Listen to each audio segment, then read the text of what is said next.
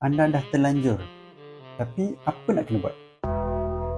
Okey, kalau anda dah terlanjur, jangan risau, terus kena datang ke klinik untuk dapatkan pemeriksaan dan rawatan. Dalam masa 72 jam, anda mesti datang ke klinik untuk dapatkan rawatan pencegahan HIV.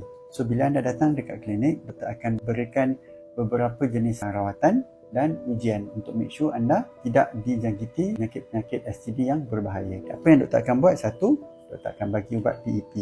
Yang ini kena makan segera dalam masa 72 jam dan kena habiskan untuk at least 28 hari. Sebagai pencegahan untuk jangkitan sifilis, doktor akan bagi injection antibiotik. Dan kita juga nak make sure anda tak dijangkiti penyakit-penyakit seperti gonorrhea, chlamydia, mycoplasma. Kita akan buat ujian urine test dan juga swab test untuk make sure anda tak dijangkiti. Kalau ada jangkitan, kita akan rawat segera so that anda tak menjangkiti pasangan anda. Okey?